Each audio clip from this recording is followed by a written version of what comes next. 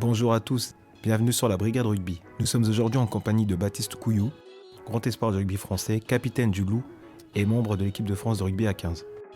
Bonjour Baptiste, présente-toi, d'où es-tu originaire ? Je suis originaire de Lyon, j'ai jamais bougé et j'habite dans la même rue que là où j'ai été élevé, donc voilà, toujours au même endroit. À quand remontent tes débuts ? J'ai démarré le rugby alors que j'avais 6 ans, donc assez jeune, et c'était déjà au rugby, donc à l'initiative de mon papa qui faisait du football, il m'a inscrit au rugby et depuis j'ai pas lâché le ballon, j'ai pas lâché le maillot. As-tu toujours évolué à la mêlée ?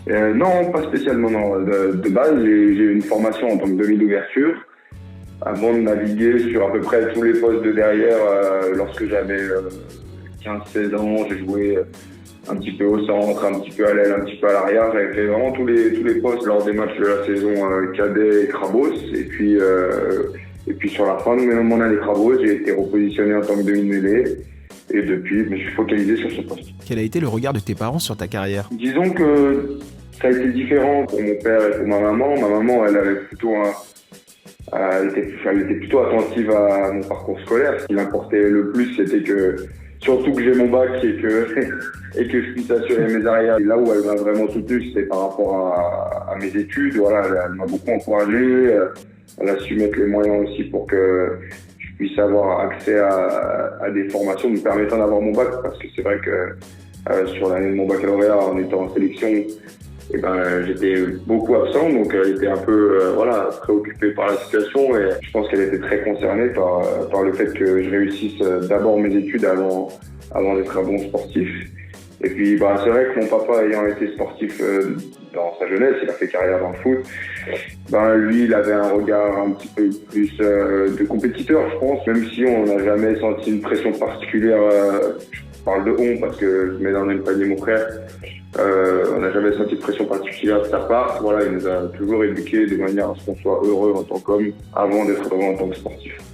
Comment ton aventure au Loup a-t-elle débuté ? Voilà, mon papa il faisait du foot. Moi, plus petit, je pense que je voulais faire du foot et un jour il est revenu en me disant qu'il m'avait inscrit au rugby. À l'âge de mes 6 ans et c'était au Loup. Donc au début, je n'étais pas super content. Finalement, j'y suis allé et ça m'a pris tous les mercredis depuis que j'ai 6 ans et ça s'arrête pas. Donc je crois que ça c'est plutôt une bonne nouvelle.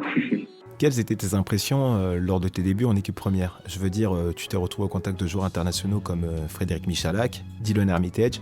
N'avais-tu pas une certaine appréhension ? Mes débuts en équipe première, j'étais assez impressionné forcément parce que j'ai évolué avec des joueurs qui avaient de grands palmarès avec eux. J'ai intégré un collectif qui était bien huilé et qui était très performant à l'époque en deuxième division. C'était les débuts de Pierre Mignoni également, notre coach qui était très très exigeant à l'époque et qui voulait prouver qu'il était à la hauteur des fonctions qui lui étaient offertes. Et moi, comme je l'ai dit un peu plus tôt, je venais de démarrer au poste de demi-mêlée, donc j'avais peu d'assurance sur ce poste. J'avais besoin de me prouver à moi-même que j'étais capable d'être un bon joueur de rugby.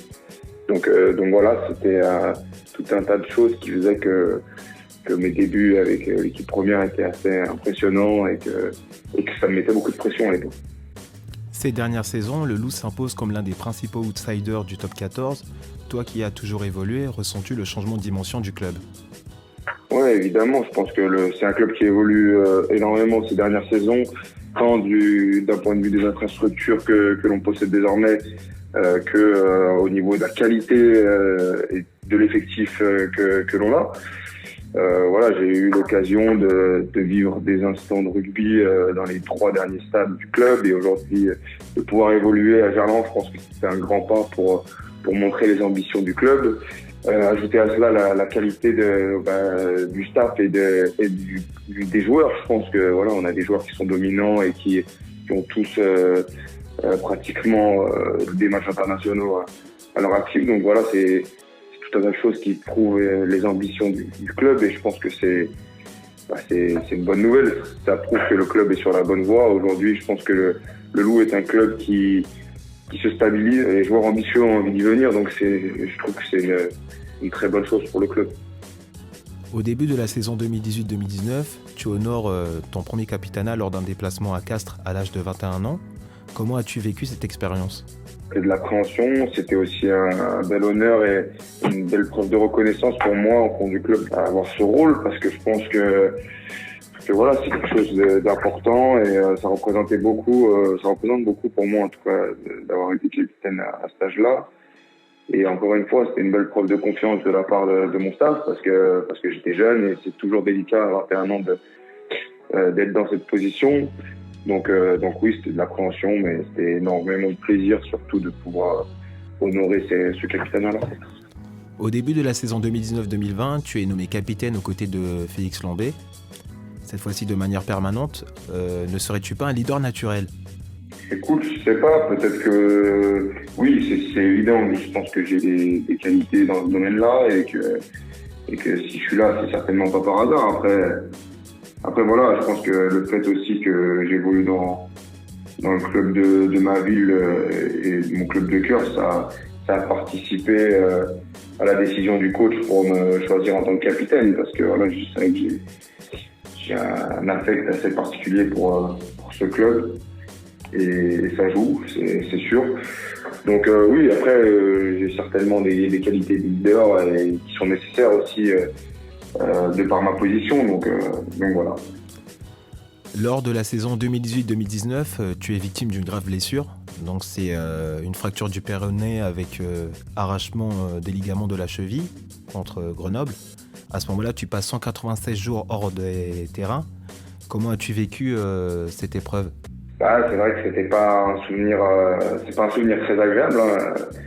C'est évident. Après, pour être totalement honnête, c'est des choses auxquelles on est un peu préparé. Moi, sincèrement, je m'attendais à ce que ce genre de choses arrivent, parce que voilà, j'étais exposé, je sais que j'étais une menace pour les défenses adverses et que je prenais des risques chaque week-end, hein, en jouant, parce que voilà, j'étais ciblé et quand c'est arrivé, j'étais à moitié surpris parce que je savais que ça pouvait arriver. Bien sûr, c'était une déception parce que ça reste un coup d'arrêt et aujourd'hui j'en ai encore des séquelles. Donc oui, c'était décevant. Après, la blessure en soi a été particulièrement délicate, difficile à gérer, que ce soit physiquement ou mentalement, parce que j'ai passé plus de 120 jours le pied dans le plâtre et t'en ressors pas indemne, mais quoi qu'il en soit, quand tu sors ta jambe du plâtre après 120 jours sans avoir bougé, t'as plus de muscles, c'est compliqué. Donc ouais, ça a été une période difficile de ma vie, mais je pense qu'il m'a forgé un caractère revanchard, parce que ça m'a malheureusement empêché de participer à des compétitions internationales auxquelles j'aurais vraiment voulu participer. Donc c'est vrai que je pense que c'est bien d'avoir connu ça pour prendre un peu de recul par rapport à ce qu'on vit et aussi l'opportunité qu'on a de pratiquer ce sport. En 2018, tu es appelé à l'occasion du tournoi Destination pour la première fois en équipe de France. Est-ce une surprise pour toi ? Je me souviens qu'à ce moment-là, je m'attendais un peu à être sélectionné. Je me souviens que je faisais des belles performances en club. Maintenant, oui, c'était un peu... ça reste surprenant, c'est toujours un peu... On s'y attend jamais vraiment, parce que voilà, c'est la première fois, on sait pas comment ça se passe. Il y avait des joueurs qui étaient en place aussi à l'époque, et c'est vrai que ça a été une petite surprise sur le moment, même si je savais que j'étais dans les papiers, quoi.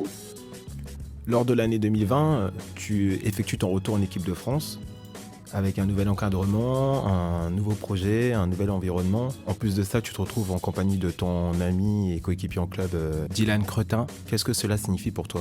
C'est vrai que ça a toujours été un objectif, hein. J'ai été freiné par de nombreuses blessures ces dernières années. Donc moi, j'ai toujours eu dans un coin de ma tête le fait de pouvoir rejouer en équipe de France.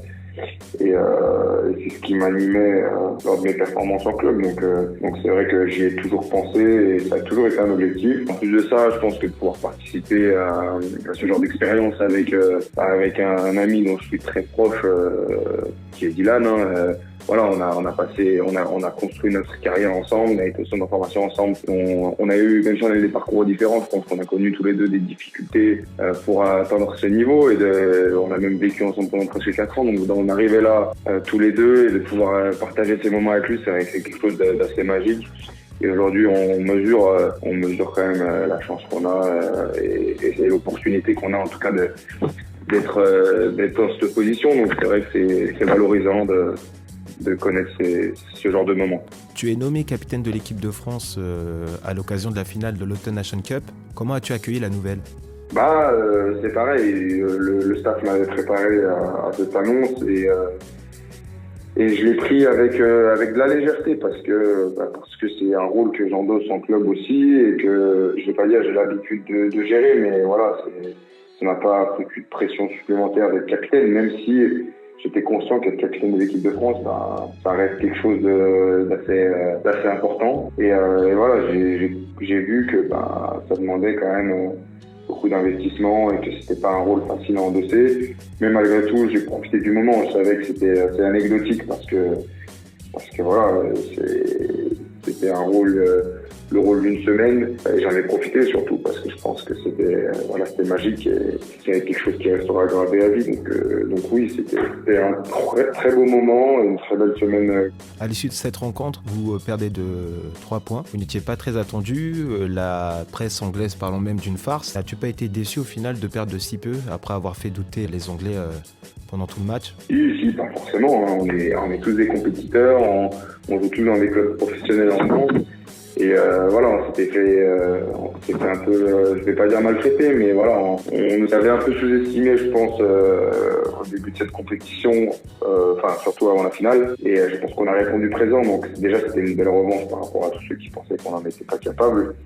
Et ensuite, nous on était surtout contents de ce on était parvenu à faire, même si évidemment il y avait un peu de déception avec le recul de pas être parvenu à gagner, parce que je pense qu'on avait toutes les cartes en main pour gagner le match. Donc c'est dommage, mais bon, à la fois on est quand même heureux de ce qu'on a réalisé. La Coupe du Monde 2023 aura lieu en France. Ressens-tu une certaine pression par rapport à cette échéance ? Le ressens-tu au quotidien ou pas du tout ? Non, au quotidien, il n'y a pas de pression encore par rapport à cet événement. Maintenant, on l'a tous, je pense, tous ceux qui font partie du groupe France, on l'a dans un coin de notre tête et on l'a en ligne de mire surtout parce que c'est vraiment une compétition hors norme à laquelle on a vraiment envie de participer. Donc oui, on y pense, on l'a dans un coin de notre tête, mais de là à nous mettre pas de pression dès maintenant. Comment vis-tu l'absence des supporters dans les stades ? Très sincèrement, ça nous manque parce que je pense que là, on a envie de vivre des émotions comme on a connu, avec le public, de partager aussi nos victoires, nos défaites. Et je pense que c'est des choses qui sont importantes pour un sportif. Maintenant, on est conscient que déjà, on a la chance de pouvoir continuer à jouer et qu'on ait des privilégiés à ce niveau-là. Donc, c'est déjà un plus. Après, c'est évident que le public nous manque, les supporters nous manquent et qu'on a hâte que ça puisse repartir correctement. Comment gères-tu la crise du coronavirus ? Je veux dire, il y a pas mal de protocoles à respecter. En plus de ça, vous avez aussi les compétitions européennes, parfois des déplacements au Royaume-Uni qui n'a pas forcément les mêmes protocoles que les nôtres. N'est-ce pas difficile de gérer tout ça ? Si, forcément, on est obligé de faire très attention. Voilà, on a des protocoles à respecter, on est testé très régulièrement. Donc on fait gaffe, hein. C'est nécessaire si on veut pouvoir jouer tous les week-ends. Et on se responsabilise tous par rapport à ça parce qu'on ne prend pas à la légère cet épisode. Et voilà, nous on fait le nécessaire pour pouvoir pratiquer notre sport dans les meilleures conditions et en mettant le moins de personnes possible en danger. Quelles sont tes attentes avec le Loup en cette saison 2020-2021 ? C'est de faire surtout mieux que les années précédentes. Voilà, on a un groupe qui progresse d'année en année et je pense qu'aujourd'hui on a un collectif qui arrive à maturité. On a des joueurs très performants et dominants. Donc voilà, nous on a envie de gravir l'échelon supplémentaire et on vise clairement le Brennus. Après, voilà, il y a des aléas dans une saison. On est beaucoup à être ambitieux, je pense, dans ce championnat, donc c'est pas facile. Mais on va faire le maximum pour aller au bout. Qui est Baptiste Couillou en dehors du monde du rugby ? Je dirais que c'est un jeune qui essaye d'utiliser son cerveau en dehors du rugby et qui a besoin de trouver aussi un équilibre supplémentaire pour être performant dans son sport. Donc moi aujourd'hui j'accorde énormément d'importance à mes activités extrasportives. Je suis embauché dans une entreprise de construction à Lyon Et donc j'y vais régulièrement pour apprendre le métier, pour me former pour l'avenir, mais aussi pour ce que je fais aujourd'hui. Je pense que c'est important d'avoir les pieds sur terre, de pouvoir rencontrer d'autres gens, de vivre d'autres événements. Voilà, d'être dans une société qui est différente de celle que l'on connaît dans un club de rugby. Et ça, c'est des choses qui m'animent et qui m'excitent, je pense, dans mon quotidien. Et j'ai besoin de ça pour aussi trouver du plaisir dans ce que je vis au rugby. Donc voilà, c'est à peu près ce à quoi ressemble Baptiste Couillou en dehors du rugby. Si tu n'étais pas joueur de rugby, à quoi ressemblerait ta vie ? Je pense que si j'avais pas été rugbyman, j'aurais adoré être architecte ou travailler dans le monde de la construction en général, je pense. Quel était ton joueur préféré lorsque tu étais enfant ? Paradoxalement, j'étais fan de Serge Betsen quand j'étais jeune, qui joue pas du tout au même poste que moi, qui n'a pas du tout les mêmes caractéristiques que moi, mais c'était un joueur qui dégageait quelque chose d'assez particulier et vraiment, clairement, c'était celui que je préférais, donc voilà. Que peux-tu nous dire sur Pierre Mignoni ? C'est un monsieur qui a contribué grandement au développement du club du Loup. Il m'a permis aussi de grandir, moi, en tant que joueur. Et il a des qualités qu'on lui connaît. Hein. Et je pense que c'est un grand compétiteur qui lâche rien. Donc voilà, c'est ce à quoi ressemble Pierre aujourd'hui. Merci pour cet entretien, Baptiste. Bonne continuation et plein de bonnes choses en club avec l'équipe de France, la Brigade Rugby. Merci beaucoup, mec. Allez, courage pour la suite.